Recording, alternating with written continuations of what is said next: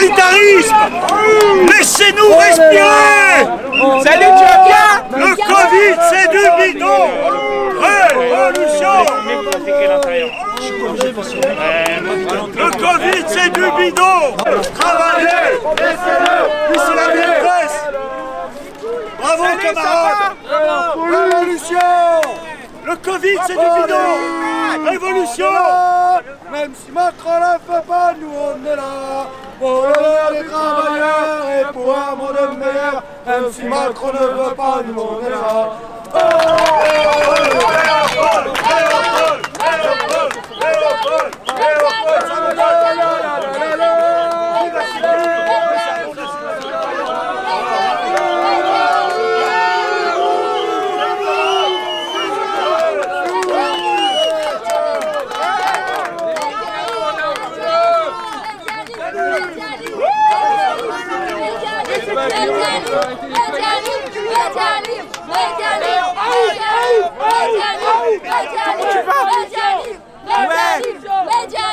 Laissez les médias indépendants, madame. Laissez les médias indépendants. Pas les médias du système. On va faire pareil ici avec nous bloquer les comptes. Moi j'ai dit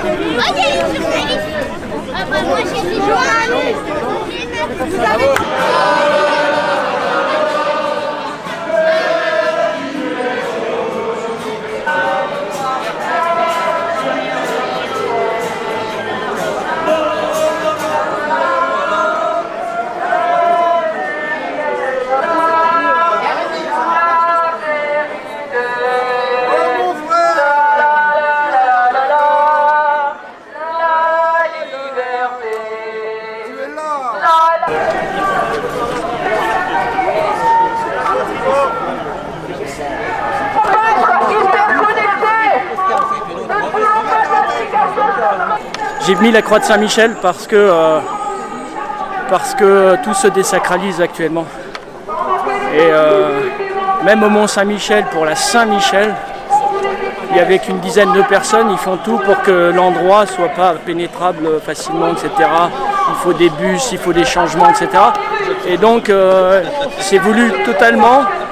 En fait, ils font ça depuis le Moyen-Âge, depuis 1340, il y a eu un ordre de tout désacraliser pour que Satan arrive sur Terre. Et les gens ne se rendent pas compte. Hein. Là, ils se plaignent des médias, ben, ils ont qu'à arrêtons, coupons la télé, créons notre monde. Et les gens ne sont pas prêts parce qu'ils regardent BFM et ils le critiquent. Mais le plus simple, c'est de fermer le bouton. On n'y arrive pas depuis des années, je ne sais pas pourquoi. Il doit y avoir des ondes qui nous pénètrent. La 5G qui arrive, ça y est, le gouvernement a acheté là aux enchères, ils ont gagné. Donc la 5G c'est parti. Et la 5G, attention, c'est des ondes très fortes qui créent, je crois, c'est ça qui crée le virus, etc. En fait, qui retire tous les anticorps des gens parce que les ondes sont très fortes. En fait, il y a des normes qui existaient, il y avait des protocoles qui existaient pour les ondes de 3G. En 1990, c'était par mètre carré, il fallait 2 volts. Après, en l'an 2000, 4G, c'était 8 volts. Et c'est déjà dangereux. Et là, on arrive au mètre carré à plus de 25 volts. Donc, le corps, il ne va pas tenir. Il n'y a que les gens très forts qui vont tenir. Donc, ok, on aura un téléphone avec beaucoup plus d'infos plus rapide. Mais on va crever, donc c'est à vous de voir.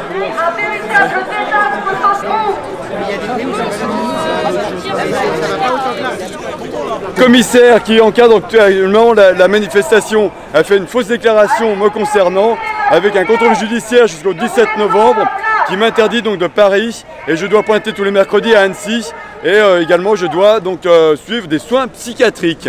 Donc j'ai fait appel parce que le juge n'a pas eu assez d'éléments en la première instance, donc je suis en appel et j'aurai la réponse le 8 octobre sur savoir si je peux faire péter ce contrôle judiciaire pour pouvoir revenir sur Paris avant le 17 novembre. Le 17 novembre, c'est mon procès par le commissaire Alexandre Selle. Comment ? je ne peux pas continuer, je suis en interdit d'aller sur Paris et donc je suis obligé de rester là. Et donc là je parle à des journalistes, pourquoi je ne peux pas franchir la porte de Paris. Donc le 8 octobre,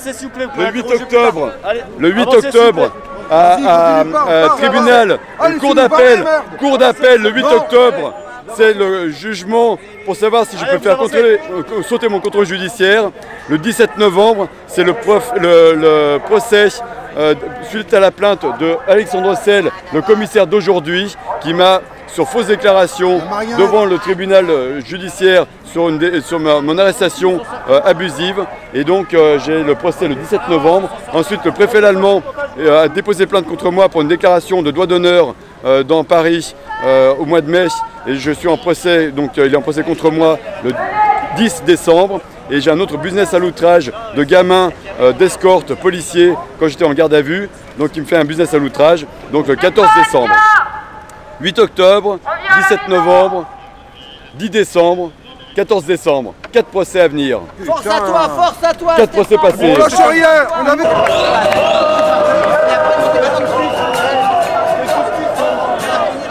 Bonjour citoyens, citoyennes. Voilà, je voudrais lancer un message. À côté de chez moi, dans le 19e arrondissement, il y a eu un cambriolage dans un restaurant. Le propriétaire il est de confession juive et à l'intérieur, ils ont marqué des slogans antisémites, des croix gammées, mort aux juifs. Je trouve ça complètement horrible. Il faut savoir une chose, aujourd'hui on s'en prend à un juif, demain on s'en prendra à moi et après-demain ce sera à un black, à un handicapé ou à une femme. Il ne faut pas laisser faire, s'il vous plaît, la police et la justice, faites le nécessaire pour les attraper et mettez-leur la sanction la plus lourde possible. De nos jours, on ne peut plus accepter ce genre de méfaits qui gangrènent notre société au quotidien. S'il vous plaît, et un autre message, autour de vous, vous avez des amis, de la famille, au travail, où vous entendez des propos antisémites, sexistes, racistes, intervenez, ne laissez plus faire s'il vous plaît. Intervenez, ne laissez plus faire. Isolez ces personnes-là pourrissent notre société, notre quotidien. Voilà, je vous remercie et faites-le. A bientôt, au revoir. Vous protégez des affiches, vous protégez des affiches. Vous faites au service du peuple. Vous devez être au service du peuple, pas au service d'un salopard comme ça. Pas au service d'un salopard. C'est un gangster, c'est un camé ce mec-là. Vous êtes en train de protéger des affiches. Vous vous rendez compte à quel niveau on tombe? C'est une honte.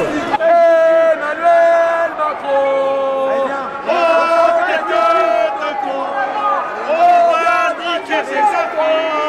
Emmanuel Macron, aux têtes de con, on viendra chercher cet homme. Emmanuel Macron,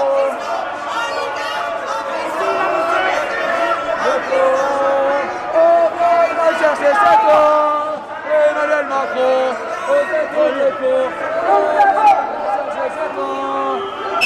Ne tombez pas dans le piège de la manipulation. Nous savons que ce dictateur ne vaut pas.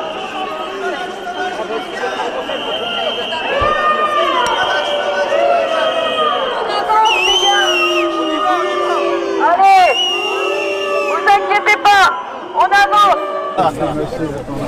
Qu'est-ce qui s'est embrouillé? Ça allait bien. C'est vous, ok.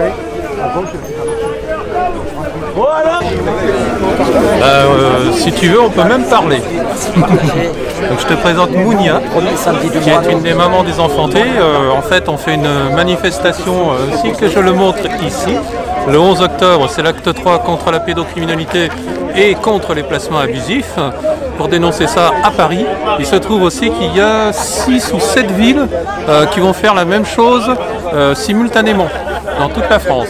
Ce qui veut dire que ce débat, enfin je suis gentil quand je parle de débat, en fait est de plus en plus impacté au niveau de la population. Et c'est important de dénoncer ces problèmes. On appelle tous les parents à se battre, toutes les associations et les personnes qui veulent se battre pour les enfants. Il faut savoir qu'aujourd'hui on peut placer votre enfant sans critère de danger, sans motif, donc prendre juste vos enfants comme ça.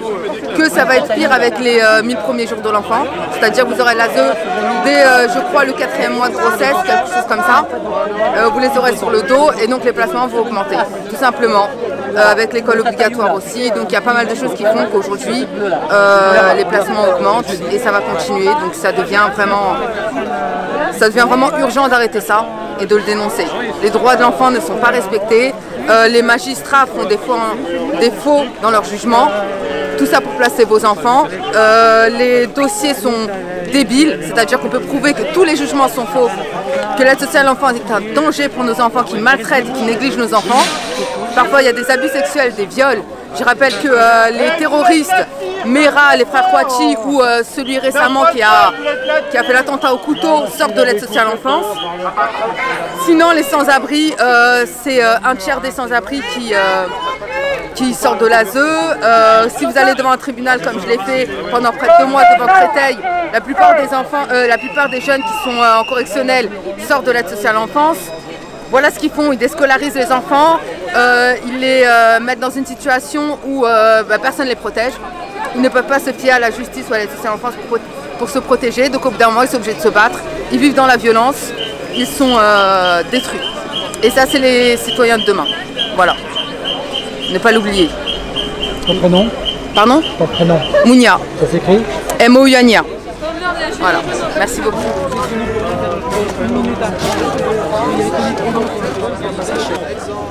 Oh, Rémi, attends. Contre lui.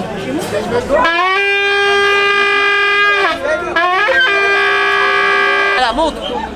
Regardez, ça fait double usage. Francine, je vous présente.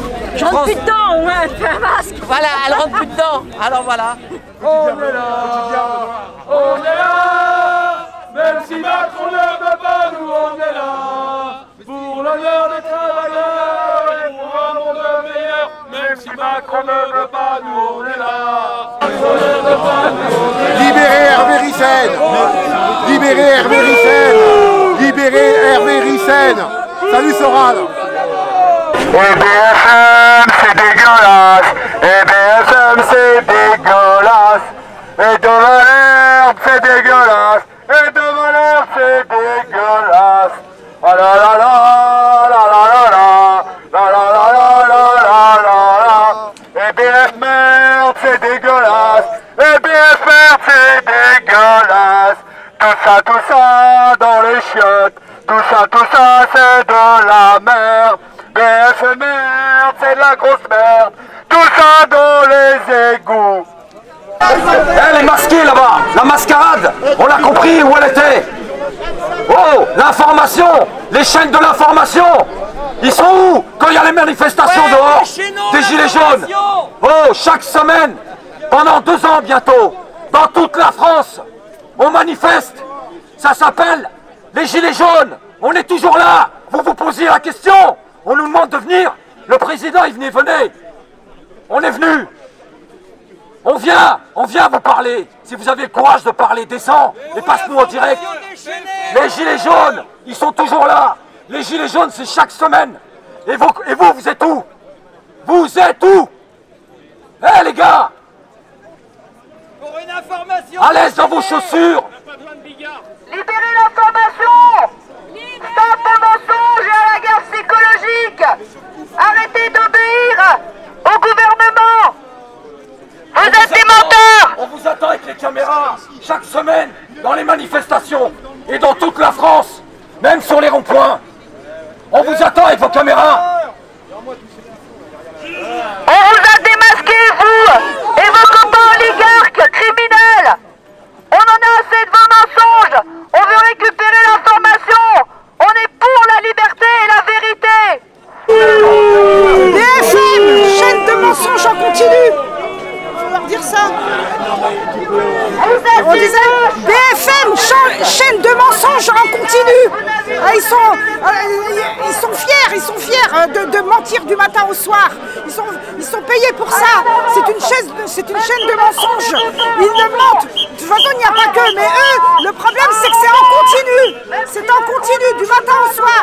Comme ça, pour bien ressasser dans la tête de nos concitoyens, pour les endormir. Ça fait déjà des années qu'ils endorment. Mais là, ils sont passés à la vitesse supérieure.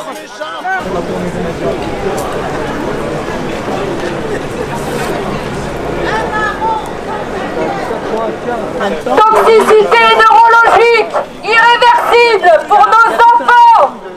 On les vaccine dès 2 mois. Et on nous oblige à vacciner. On leur inocule 11 vaccins presque en même temps. Ce gouvernement est criminel et ne cherche que le profit des lobbies pharmaceutiques. Big Pharma est derrière tout ça. C'est la plus grande manne financière, la santé. Ils spéculent sur les pandémies. Ils spéculent sur les vaccins et sur les médicaments. Mensonge, mensonge d'État. Acte 1, acte 1000, jusqu'à la victoire. On lâche rien et on lâchera jamais.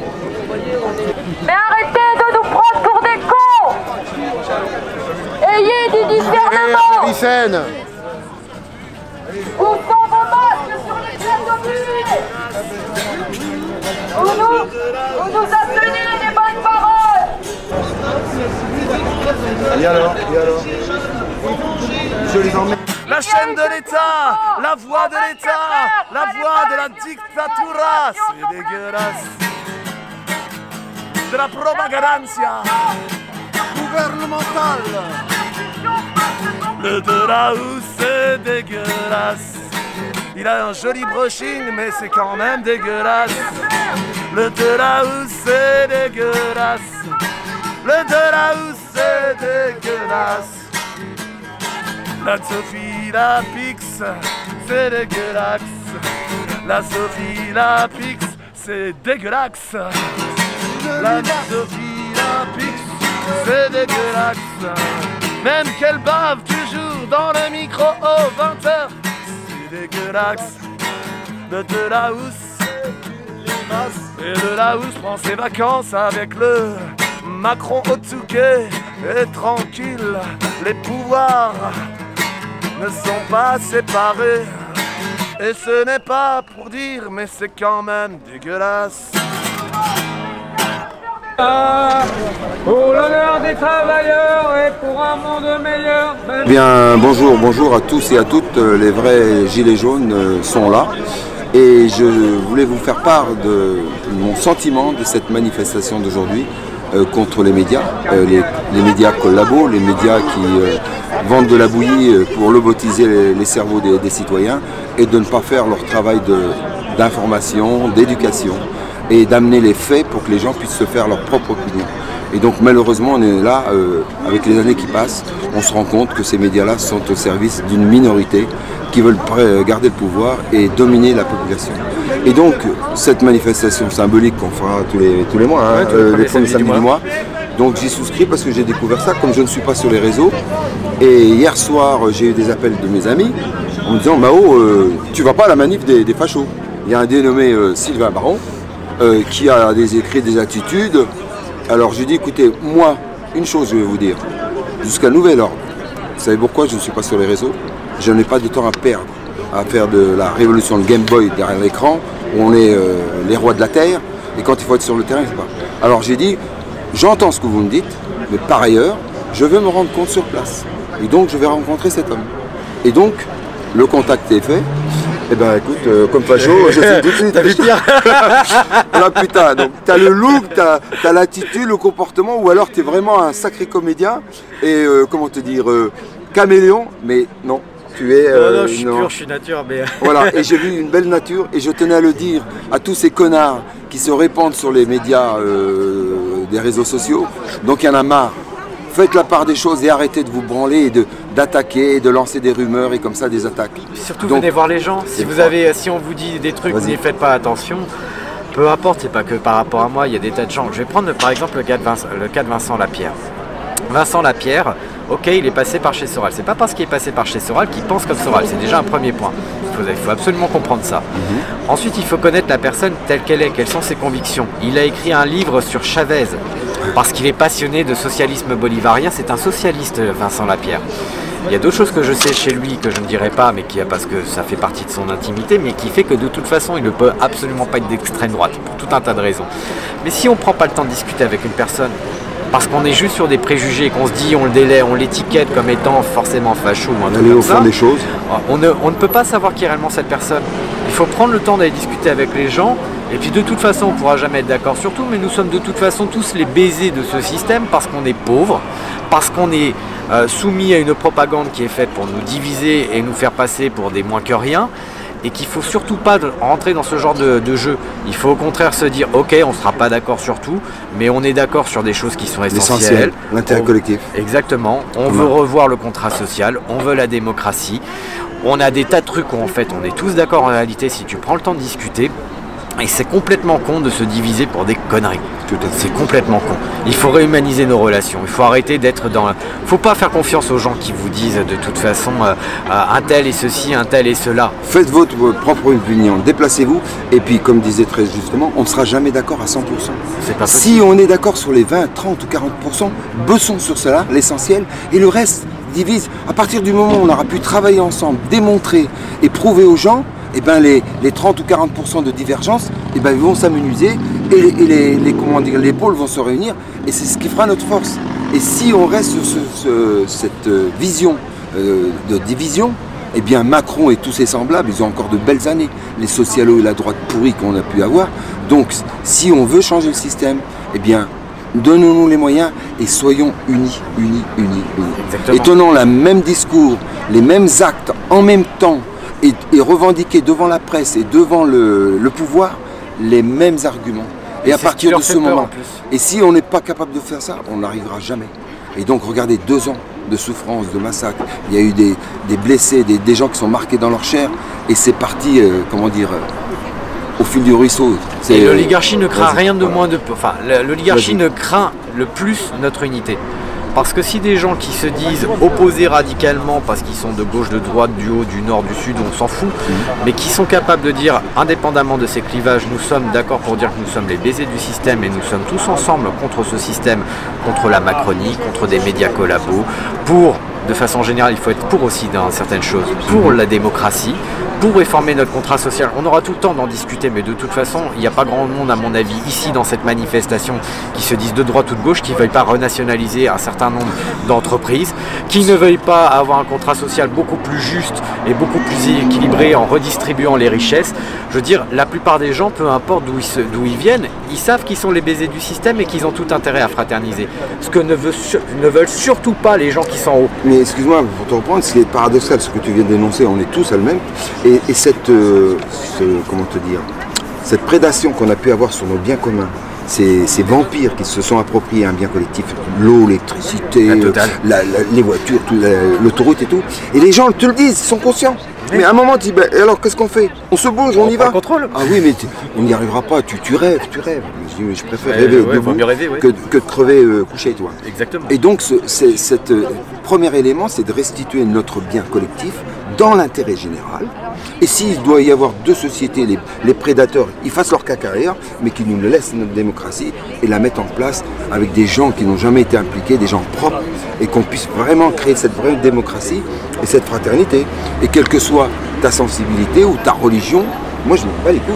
Dis-moi, ma religion, elle n'a ni toit ni mur, elle peut être temple, le protestant, catholique, musulman, voilà, athée, il n'y a pas de souci. On est le peuple, avec sa diversité, mais le seul moyen qu'on a à se mobiliser, c'est quand il y a une injustice, eh bien, il n'y a pas à se poser la question, on descend. Exactement. Et on arrête de se faire lobotiser. Alors, il y a plein de choses. Et il est grand temps qu'on se fasse aussi un média à nous, bordel de merde, avec tout l'ensemble des gueux. Quand tu fais le total, on est entre 20 et 30 millions de gens qui sont en dessous du seuil de pauvreté, des travailleurs pauvres et tout ça, les gens qui souffrent. Mettez 10 €, putain, on veut se la faire cette télé. Et on se la fait et on aura un média indépendant où il y aura des gens qui passent. Donc ça, avec le mouvement des Gilets jaunes, regarde, on n'est quand même pas capable de mettre 3, 4, 5 millions de gens dans la rue. C'est pas possible. Qu'est-ce qui se passe? Faut qu'ils se réveillent. Ça, je pense que c'est aussi quelque chose. C'est peut-être moi alors là c'est sur le point de vue militant parce que j'en ai rien à foutre des idéologies de chacun. Mais il y a eu quand même un problème de la part d'un certain nombre d'organisateurs de manifs qui n'ont pas géré au mieux. Alors je sais que quand on a un certain nombre de personnes, au bout d'un moment ça devient ingérable. On ne peut pas non plus avoir le contrôle sur tout. Mais n'empêche que lorsque tout le monde vient déjà avec cet état d'esprit de dire on va casser rien du tout. on va provoquer aucun flic. C'est pas parce qu'il n'y a pas de colère en nous, c'est juste parce qu'on sait très bien que c'est la meilleure façon d'abord de prévenir des violences policières, tout bêtement. Le but c'est d'éviter ça. Non violent, on revendique, déterminé. Le but c'est de protéger tous ceux qui sont là, la petite mamie, regardez, il y avait aujourd'hui des couples avec leurs gosses qui étaient là. Oui. Mais ça on les avait au départ, voilà. Mais maintenant ils peuvent plus venir, ils ont peur. Il faut pour que les gens reviennent, qu'ils se disent je suis en sécurité, je ne crains pas de me faire agresser par telle ou telle milice politique, je ne crains pas de recevoir un coup de LBD à la gueule parce qu'il va y avoir un provocateur qui va aller chauffer un flic, qui eux vont répondre en retour sur la totalité des gens qui sont sur place parce qu'ils vont pas discriminer. Voilà. Sans discernement. Donc quand on a cette logique de travail, non seulement on fait chier les médias, ils n'ont pas d'image de confrontation à présenter et ça les emmerde parce qu'ils veulent pas parler de nos revendications, ils veulent parler des échauffourées.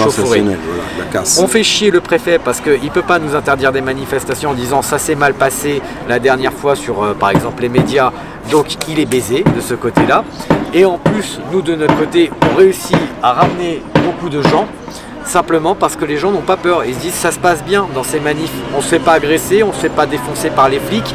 Ça se passe merveilleusement bien et ça c'est ce qu'il faut absolument qu'on fasse voir comme image et ça dépend aussi alors à la fois des organisateurs qui doivent être réglo et très clairs dans leur démarche de travail mais aussi de tous ceux qui viennent qui doivent avoir cette éthique de travail en se disant c'est quand même un travail collectif que de réussir à s'autocontrôler. On voit un camarade qui part un peu en sucette, on n'attend pas que l'organisateur vienne faire la police pour dire hey, tu te calmes. On vient vers le camarade qui part un peu en sucette et on lui dit écoute calme-toi. Toi tu vas avoir des problèmes non seulement mais tu risques aussi de nous apporter des problèmes. Quand on a tous cette démarche éthique de travail militant, ça se passe bien et ça évite justement des violences policières et encore une fois moi je peux dire ça s'est bien passé aujourd'hui. Et c'est ça le plus important. Alors juste pour aller, mais je veux te donner un prochain rendez-vous pour pas faire trop long. Sur l'état d'esprit, la vision que tu as du mouvement, eh bien nous sommes en convergence parce que cette recette, cette stratégie, je la développe avec quelques proches depuis décembre 2018. Et donc je te donne rendez-vous et je t'expliquerai tout le mouvement. Ça marche. Et donc sois bienvenu, sale facho. Voilà. Et donc les frères et sœurs, arrêtez. Voilà. Donc c'est un homme transparent. Et il parle avec son cœur, donc on arrête. Et ces rumeurs, ces manipulations, ces calculs sordides. Il est vachement sympa. Hein. Voilà. Et c'est un sale bougnoul en plus. En plus. Bon, et ben c'est ça la France. Selon vous, cette étiquette de fasciste, d'où ça vient ? Je pense que c'est, il y a beaucoup de jeunes dans certains réseaux antifa. Là, les antifas qui étaient avec nous étaient vraiment très corrects. Donc, je peux pas mettre tout le monde dans le même panier. C'est compliqué. Il y a des jeunes qui sont un peu perturbés et endoctrinés. Malheureusement, on a ça partout. Hein. On a aussi ça à droite, à gauche. Encore une fois, c'est dans tous les milieux qu'on va retrouver des gens comme ça. Et le problème, c'est que ces gens-là sont plus tu crois en quelque chose, plus en général, tu as tendance à être prosélyte. Voilà. Et malheureusement ça fout le bordel. Moi je vois, ça fait 10 ans que j'essaie de travailler en disant au réseau de gauche, de droite, de machin, de trucs, allez on y va tous ensemble, on travaille tous ensemble parce qu'on n'a pas le choix, on est tous les baisers du peuple, enfin on est tous les baisers de cette oligarchie, voilà, clairement. Mais quand on a cette étiquette afro-facho, bah, il est évident qu'il y a des gens, ils savent pas, alors ils se disent j'ai pas envie d'être sali moi-même en étant avec à côté d'un mec qui est prétendu facho ou pas. La meilleure façon de le vérifier, c'est de se dire j'en ai rien à foutre, moi de toute façon c'est le rapport humain qui m'intéresse. Et on fait ensemble. Voilà, et je vais voir la personne, je vais discuter avec elle, je vais voir si effectivement elle a des idées qui sont complètement réac ou pas. Et même si à la rigueur ces idées, je les trouve complètement réac, mais que c'est quand même un militant qui se bat avec les autres et qui fait chier personne, qui agresse personne, bah je me dis je vais peut-être pas aller le fréquenter, ce sera jamais un bon copain, mais au moins c'est un camarade militant. Il est clair. Voilà, c'est l'essentiel. Voilà. On pourra jamais être d'accord sur tout. Et on se dit rendez-vous à bientôt mes amis. Donc heureux de cette journée. Voilà. Pareil. Et on se dit à bientôt et le combat continue. Et on va se donner bon anniversaire pour les 2 ans qui arrivent. Et puis moi je vous donne rendez-vous avec mes proches. Alors c'est la fraternelle des Gilets jaunes unis de France et de Navarre. Assalamu alaikum. Au revoir et c'est ça la France. Merci à toi mon fils. Merci. Assalam.